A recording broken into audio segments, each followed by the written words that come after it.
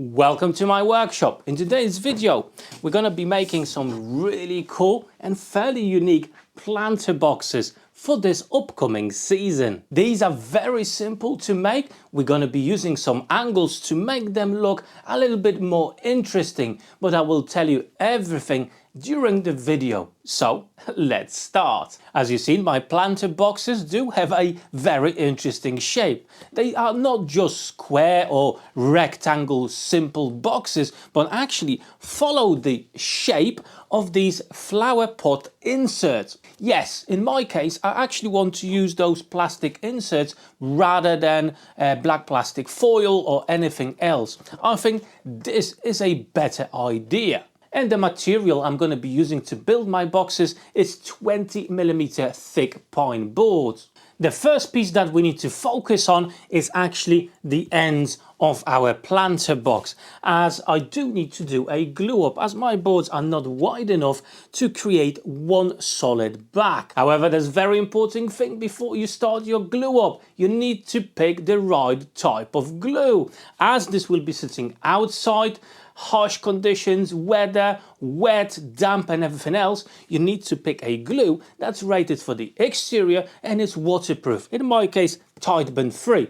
I'm going to try to find some good solid deals for you on Amazon, so I'm going to drop some links down below in the description of this video, or potentially even on a QR code. You can scan it with your phone. It will take you straight away to the shop, as I do really recommend this glue. It is really good. So let's apply it.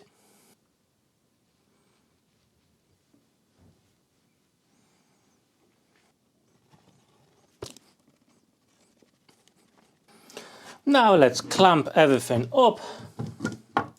If your boards were jointed correctly, you don't really need to apply that much pressure.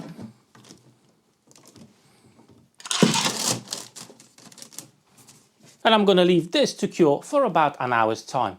Now, as our glue up is drying, now it's time to take some measurements from our inserts. Now I want to take some measurements from the front, and I do want to have that angle on my wooden box that will be surrounding this.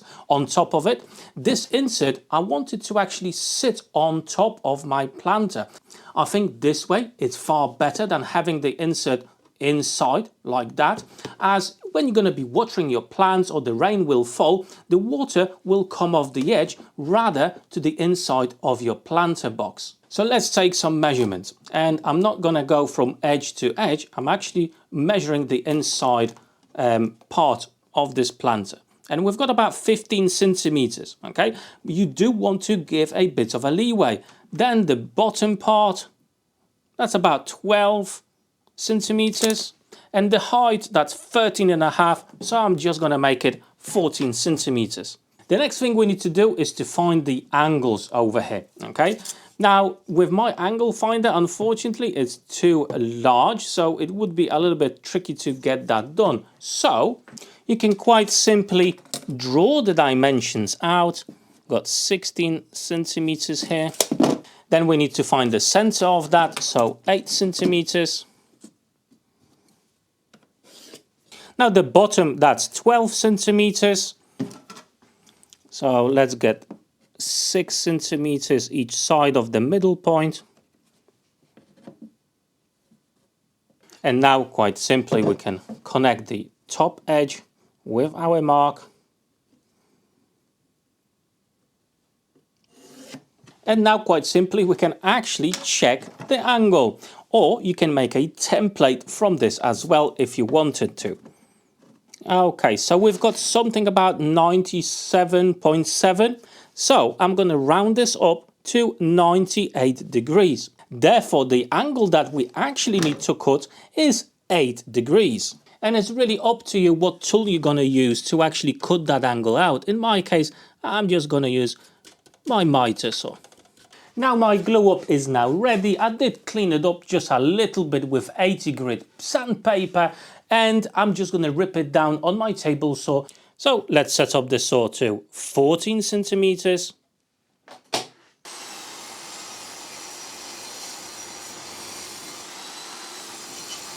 Okay, with the miter saw already set up to 8 degrees, we can make the first cut.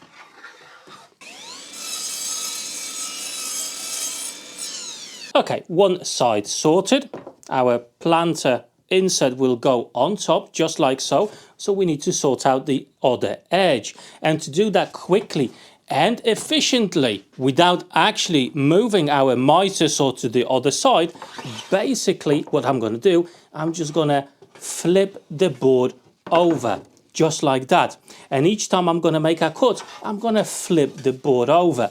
As in total, I need 4 pieces. Therefore, I'm measuring 16 centimeters from this sticking out edge, if you want to call it like that, just over here. And to speed up the process even more, I've set up a stop block as well.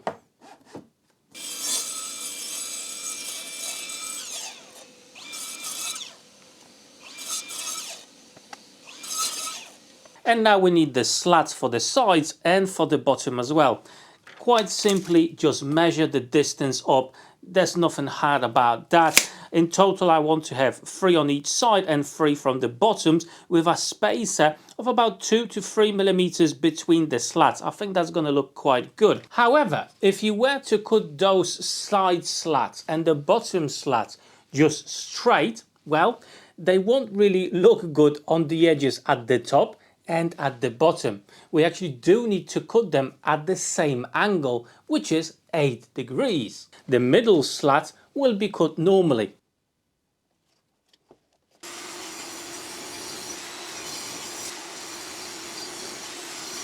And now simply I can cut to size all the pieces, and I've set up a stop block to help out with the process and speed things up.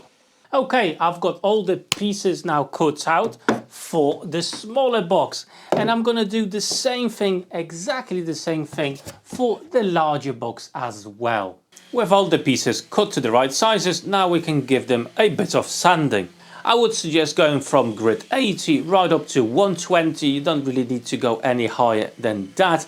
And at this stage, you may want to break some of the harsh edges so you won't get any splinters later on as you're going to be putting this together. However, you may want to use a router with a round over bit as well. That's really up to you. And now it's time to put our boxes together.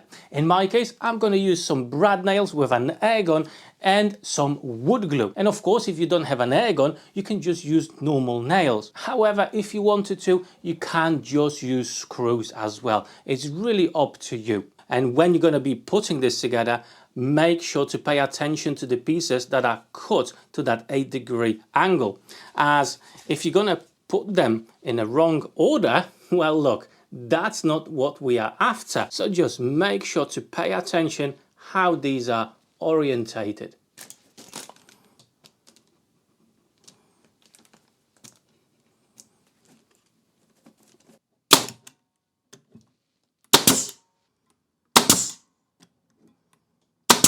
Now don't put the next one in, put the last one in. And remember, this one is also cut to an angle.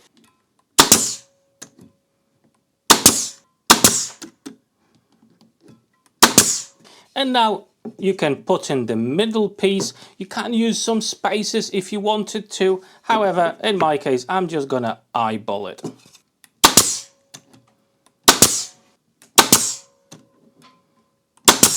Now I'm gonna do the same thing on the other side. With both of the sides completed, now it's time for the bottom part. Again, these are cut under an angle, so you need to make sure to position them correctly so they go with the angle of the side of our planter box.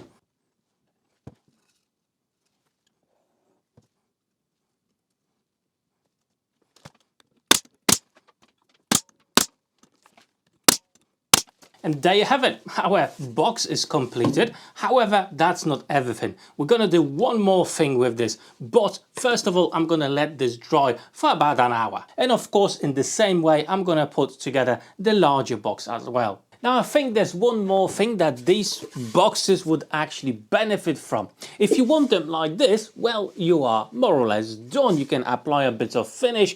Obviously, you need to clean it up a little bit with some sanding, and Bob's your uncle. However, if we're going to apply some little legs to it, I think they're gonna look absolutely brilliantly. Plus it will elevate the whole planter away from the ground or from the soil, so they will last even longer. In my case, the legs will be 25 centimeters long and 6 centimeters wide. And as you can see, I'm just using my table saw and the miter saw to rip down my timber to those dimensions. However, with the miter saw, you need to change the angle again to 8 degrees. So we're going to be cutting off the ends of our boards this time to make sure they follow the angle structure of our box. Before attaching the legs, I'm just going to give a final cleanup to the boxes with grit 120. Now we can put our legs. Again, remember, we've cut these to the 8-degree angle, so they need to go in the correct way.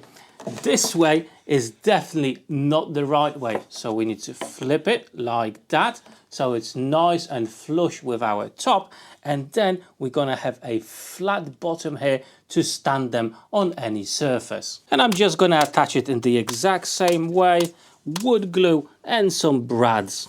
Just make sure everything aligns correctly. And I'm going to repeat the same process with the remaining legs. And check them out. I think they came out absolutely brilliantly. They do look super cute. And the plastic inserts, well, they fit perfectly inside. And as you've seen, they were not that hard to actually make. You just take some measurements from the plastic insert and that's it. Few pieces of pine and you are golden. Now, of course, you do need to secure them somehow from the outside elements. Now, in my case, I'm actually going to be painting them. I need to have a look what type of colors I've got, but it will be probably something in the darkish colors, maybe dark gray or black, as that's the theme of our garden. However, if you put oil on it or varnish, tell you what, that's going to look also fantastic. You can of course stain this to any color you want. So stay with me a few more moments. I'm going to apply some paint to these and then I'm going to show you with some plants inside how everything looks together. Now I must say they came out absolutely gorgeous in black color. Really nice. And now they are ready for some beautiful flowers.